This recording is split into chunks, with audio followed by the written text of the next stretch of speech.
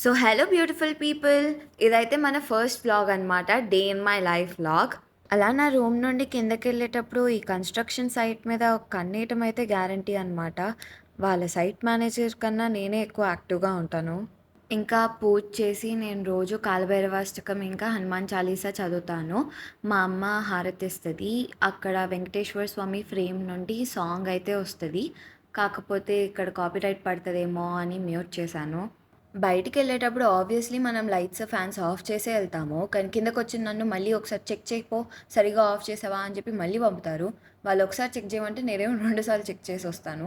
మా అమ్మనేమో camera friendly చేయటానికి ఒకసారి హాయ్ చెప్పమంటున్నాను. హమ్మయ్య! ఈరోజు ఆ పెసలు కూడా లేదు. హ్యాపీగా బయట తినొచ్చన్న ఆనందంతో స్టార్ట్ అయిపోయాం. అసలు ఆ ఎండేంట్రా బాబు ఇంత మార్నింగ్ గూడా. ఏసీ 4లో పెట్టినా గానీ అసలు సరిపోవట్లేదు. వారం రోజులు ఏదో వర్షం పడినట్టు ఓవర్ యాక్షన్ చేసింది. మళ్ళీ అంతే అత్తా పత్తా లేకుండా పోయిందది. ఆ వారం రోజుల్లో ఇలా లాంగ్ డ్రైవ్‌కెళ్ళినప్పుడు మేము కూల్ కేజ్ పట్టుకెళ్ళాం. అప్పుడేమో వాడలేదు. ఈరోజేమో పట్టుకెళ్ళలేదు. అడ్డంగా బుక్ అయిపోయాం. ఈ లారీ వోడేమో మిగిలిపోయిన గుడ్డ పీలికలతో ముందు, వెనక మొత్తం డెకరేట్ చేసుకున్నాడు. ఎక్కడా గ్యాప్ ఇవ్వకుండా. ఎక్కడో ఒక ఇన్‌స్టా పోస్ట్‌లో చూసాననమాట. ఈ నయారా పెట్రోల్ బంక్‌లో పెట్రోల్ ఒక ₹3 తక్కువకు దొరికిద్దని. ఇంక మా ఫాదర్‌కి చెప్పి మరీ వెతికి ఇక్కడే ఆపిచ్చాననమాట పెట్రోల్ కొట్టటానికి. నేనేమో బ్రేక్‌ఫాస్ట్ టైం దగ్గర పడుతుంది. ఈరోజు ఏం తిందామని చెప్పి దీర్ఘంగా ఆలోచిస్తున్నాను. మేము వెళ్ళే వెళ్ళుడికి హోటలోడు కూడా మమ్మల్ని గుర్తుపట్టడం స్టార్ట్ చేశాడు. రెగ్యులర్ కస్టమర్స్ అయిపోయాం మేమక్కడ. వెళ్ళినప్పుడల్లా మసాలా దోస చెప్తున్నా అని నేను ఈరోజు పూరి చెప్పాను. కాకపోతే వాడు ఆ ఆథెంటిక్ యెల్లో ఆలు కర్రీ కాకుండా వేరే ఏదో మసాలా కర్రీ ఇచ్చాడు. కానీ అది కూడా బావుంది.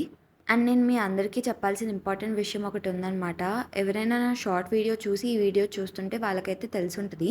ఈ వీడియో షూట్ చేసి ఒక 2 డేస్ ముందు మా అమ్మ అలా స్టెప్స్ నుండి దిగుతుంటే సడెన్‌గా నీ దగ్గర కలకమని సౌండ్ వచ్చేసి ఇంకా నొప్పొస్తుందనమాట.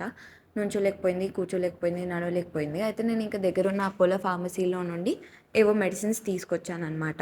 ఆ తర్వాత హాస్పిటల్‌కి తీసుకెళ్ళి చూపిచ్చాం. ఇంకా డాక్టర్‌కి చూపిచ్చామనమాట. ఈ మెడిసిన్స్ వాడాము. కొంచెం పెయిన్ రిలీఫ్‌గా ఉంది. కాకపోతే ఎందుకైనా మంచిదని చెప్పి వచ్చి చూపిస్తున్నామని. ఇంకా ఆయనేమో ఆ మెడిసిన్ చూపిచ్చి ఎవరు తెచ్చారు ఇది అని అన్నారు. నేనే అని అన్నా. అయితే అంటారు ఇదేంటో నీకు తెలీదా అని అన్నారు. ఆహా! అన్నా. గూగుల్ చేయలేదా అంటే లేదు అని అన్నాను. ఇది స్టెరాయిడ్. వాళ్ళివ్వమంటే వాళ్ళేదైనా ఇస్తారు. నువ్వు చదువుకున్న దానివి నువ్వైనా చెక్ చేయాలి కదమ్మా! గూగుల్ ఉందిగా అని అన్నారు. I was like oh! Shit. అంటే ఆ రోజు అనుకున్నా మా అమ్మ అనింది ఒకసారి గూగుల్‌లో చెక్ చేయి ఏమిచ్చిందో అని. నేనే అక్కడ నెట్ కూడా సరిగ్గా రాట్లేదు. సర్లే ఏమిస్తే ఏముంది. అంటే స్టెరాయిడ్ అన్న వర్డ్ నాకసలు మైండ్‌లోకి రాలేదనమాట.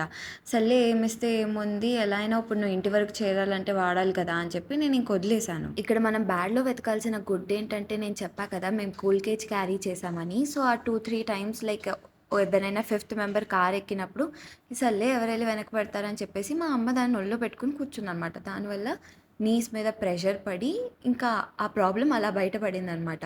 మేబీ కూల్ కేజ్ పెట్టడం వల్లే సర్లే ప్రాబ్లమ్ అయినా బయటపడిందని చెప్పి మేము ఆనందపడుతున్నాం. డాక్టర్ ఏమో అంతే అమ్మా అంతే. బ్యాడ్‌లో కూడా గుడ్డెత్తుకోవడం అంటే ఇదే అంటున్నారు. ఇంకా అక్కడి నుండి తినేసి స్టార్ట్ అయ్యాక అందరికీ చాలా వాటర్ అవుతా ఉన్నాయన్నమాట. ఎందుకంటే ఆయిలీ బ్రేక్‌ఫాస్ట్ కదా! చాలా దాహం వేసేసింది. అందులో ఎండ ఒకవైపు. సరే చుట్టూ ఏం లేవు కదా! అని చెప్పేసి నేను ఫస్ట్ టైమ్ రూఫ్ టాప్ ఎక్కి ఎక్స్‌పీరియన్స్ చేశానన్నమాట. అక్కడ నాకు కొన్ని పికాక్స్ కనిపించాయి కానీ ప్రతి ఒక్కటి కెమెరా ఆన్ చేసేలోపే పారిపోయాయి. ఇక నేను మా అమ్మ ఆ షాప్ ఆవిడ దగ్గరికెళ్ళి ఎందుకు మాకు స్టెరాయిడ్ ఇచ్చావని చెప్పి అడుగుదాం అనుకున్నాం. కానీ కుదరలేదు అడగలేకపోయాం. ఇంకా లంచ్‌కి సంతోష్ డాబాలో కాజు బిర్యానీ ఇంకా సమ్ నోరు తిరగని నూన్ రైస్ అని ఆర్డర్ చేసాం. మా తాతకైతే యాజ్ యూజువల్ ఇంటి నుండి పట్టుకెళ్ళిన పెరుగన్నం. బికాజ్ బయట ట్రై చేసాం కానీ వాళ్ళు దాంట్లో పోపేస్తారు కాబట్టి ఆయన నవలలేరనమాట. వాడిని కాజు బిర్యానీ తెమ్మంటే వాడు కాజు పన్నీర్ బిర్యానీ తెచ్చాడు. మనం ఎందుకు కాంప్రమైజ్ అవుతాం? అందుకని ఇలా కాజు కర్రీ సెపరేట్‌గా ఇచ్చాడనమాట. ఇంకా పని చూసుకొని ఇంటికి స్టార్ట్ అయిపోతుంటే కార్ ఫ్రంట్ టైర్ గాలి చాలా తగ్గినట్టు అనిపించిందనమాట. ఏంటి పంచర్ అయిందా అని డౌట్ వచ్చింది.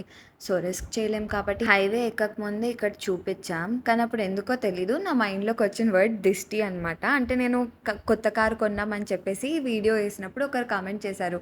పెట్టొద్దమ్మా దిష్టి తగులుతది అని చెప్పేసి. అఫ్‌కోర్స్ నేను దిష్టిని నమ్ముతాను.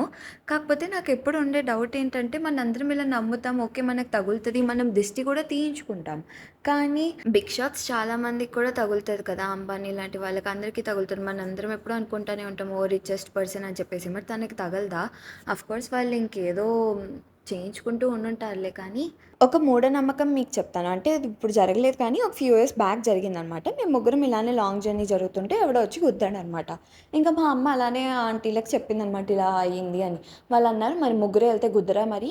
మరసలు ఆ నంబర్ అలా ట్రావెల్ చేయకూడదు. మోడ్ అనేది బ్యాడ్ నంబరు. ఇలా ఇంపార్టెంట్ పనులకు కానీ, ఏమైనా లాంగ్ జర్నీస్‌కెళ్ళేటప్పుడు అలా ఎళ్ళకండి. ఒక రాయిని తీసుకొని ఎళ్ళండి" అని. అంటే మనం రాయిని అక్కడ ఒక ఫోర్త్ పర్సన్ లాగా కన్సిడర్ చేయాలనమాట. సరే. కానీ చిన్నప్పుడు మేము ముగ్గురమే కదా ఎప్పుడు ట్రావెల్ చేసేది. మరి అలాంటప్పుడు మాకెప్పుడు ఏం అవ్వలేదే. ఆ ఒక్కసారే కదా అయ్యింది. ఒక ఫ్యూ ఇయర్స్ తర్వాత మళ్ళీ ఎవరో వచ్చి గుద్దాడనమాట. అయితే నేనెళ్ళి అన్నాను, "ఆంటీ మీరు ముగ్గురే ఉంటే గుద్దారు. ముగ్గురు ఎళ్ళటమే రీజన్ అని అన్నారు కదా! మరి ఇప్పుడు నలుగురెళ్లారు. మరి ఇప్పుడెలా" అనంటే, "ఏం చేస్తామమ్మా మన కర్మ వాడొచ్చి గుద్దితే మనం ఏం చేస్తామంట." అంటే అప్పుడు కూడా మరి వాడి తప్పే కదా గుద్దినోడిది. ఇప్పుడు కూడా వాడి తప్పే కదా! అప్పుడేమో 3 మెంబర్స్ అని రీజన్. ఇప్పుడేమో 4 మెంబర్స్ రీజనా? ఇంకా టీ టైమ్‌లో ఆగి వీళ్ళేమో బెల్లం టీ చెప్పుకున్నారనమాట. నేనేమో పాలు తాగకూడదు. సో, నేను లెమన్ టీ చెప్పుకున్నాను. ఆత్రం ఎక్కువయ్యి. కాకపోతే అది బాలేదు. ఆ మూమెంట్‌లో రికార్డ్ చేయడం మర్చిపోయా కానీ, మా నాన్నేమో "నువ్వు తాగమ్మా. ఐ విల్ హ్యాండిల్ దిస్ పుల్లా" అంటున్నాడు. ఇంక తెలిసిందే కదా! హైదరాబాద్‌లో ఒక ఆ టైంలోకి ఎంటర్ అవుతే ఎంత ట్రాఫిక్ ఉంటుందో. ఇంక ఇంటికెళ్ళటానికి ఇంకో 2 గంటలు పట్టింది. ఇంక లంచ్ ఎలాగో హెవీగా తిన్నాం కాబట్టి అలా మా డే ఎండ్ చేసాం. సపోర్ట్ చేయండి, సబ్స్క్రైబ్ చేయండి. ఇంకో వీడియోతో మళ్ళీ కలుద్దాం. బాయ్.